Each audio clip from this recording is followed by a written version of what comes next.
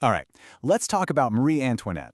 Seriously, just her name alone brings up these incredible images, right? Towering wigs, crazy lavish parties. Basically, the queen who was so out of touch, she became the poster child for royal excess. But, behind that whole legend, there's a much more complicated story. It's really about a teenager who is thrown headfirst into a political viper's nest. And of course, there's this line, the most famous thing she absolutely never said. It's this incredibly callous remark supposedly made while her people were starving, and it's defined her for centuries. It's the quote that basically sealed her fate in the court of public opinion. So is that the real story? Well, not even close. The real story is this tangled web of politics, propaganda, and just straight-up personal tragedy. So today we're going to peel back all those layers of myth to try and understand the actual woman behind the caricature.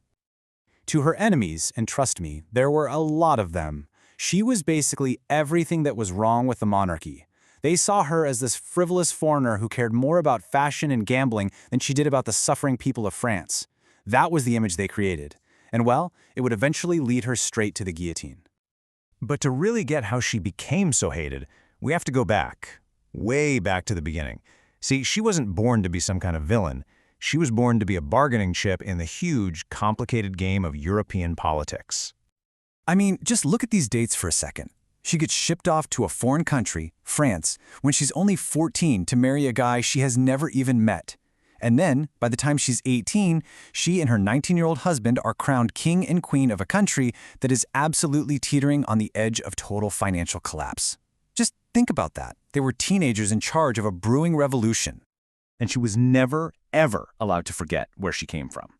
The French court gave her this nickname, l'Autrichienne. It was this really nasty pun, a play on the French words for Austrian and, well, bitch. Coming from Austria, which was the traditional enemy of France, she was viewed with just intense suspicion right from the get-go. Okay, so this brings us to maybe the most powerful accusation they threw at her, the one that really stuck, that she was Madame Deficit, the queen whose reckless spending was single-handedly bankrupting the entire nation. And let's be totally clear, she did spend lavishly. I mean, there were reports she bought something like 300 new gowns a year. She was a global fashion icon, and her taste for luxury was absolutely undeniable. So, to a starving public, this just looked like a giant slap in the face. But, and this is a really crucial point, while her spending was, politically a terrible look, it was a tiny drop in the ocean of the state's actual debt. The consensus among historians today, her extravagance was a minor, almost insignificant cause of France's financial crisis. Now this is where it gets really eye-opening. You see that tiny little bar? That's her wardrobe budget, roughly $1 million in today's money. Now look at the other one. That's what France spent funding the American Revolution, a mind-boggling $11.25 billion. So what's the real story? It was war, not her wardrobe, that was bankrupting the country. So if her spending wasn't the real problem, why did she get all the blame? It's simple, really. She was the perfect scapegoat. As a foreign woman who actually had some political influence, she became this super easy target for all the public anger, and it conveniently diverted all the criticism away from the indecisive king and his failing government. And if you want to point to one single event that just completely destroyed her reputation, it's the affair of the diamond necklace.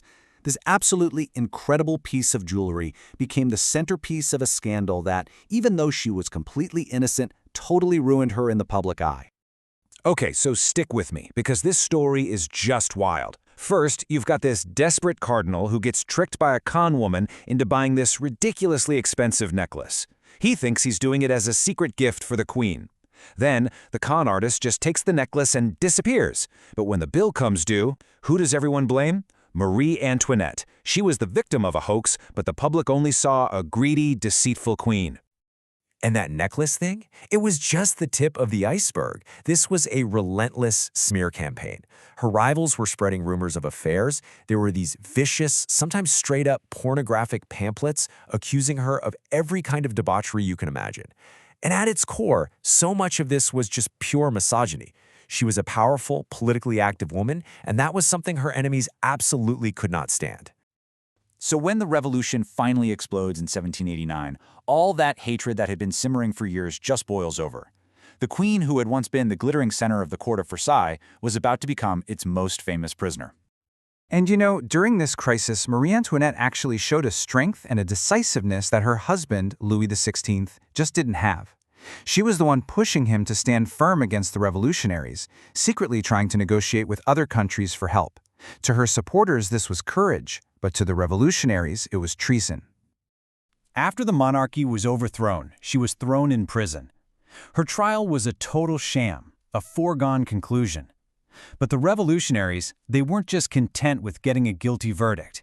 They wanted to utterly destroy her, not just as a queen, but as a woman and as a mother. And this was the final, most cruel blow.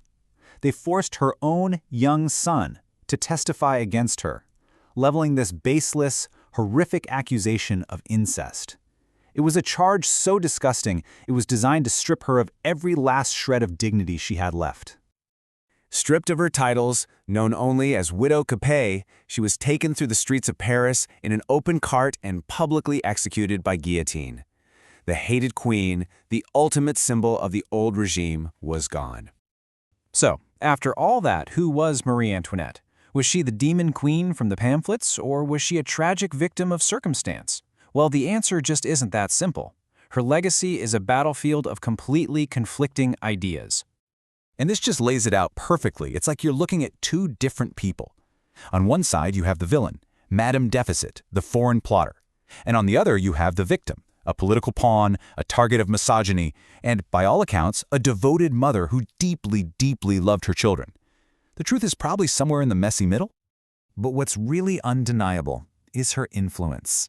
She is still a fashion icon. She was a dedicated patron of the arts. And she was a mother who broke with stuffy court rules just to have a closer relationship with her kids.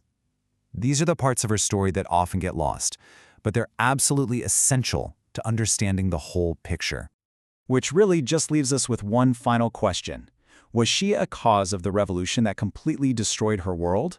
Or was she simply the most convenient, the most visible, and ultimately the most famous casualty of a storm that was brewing long, long before she ever set foot in France?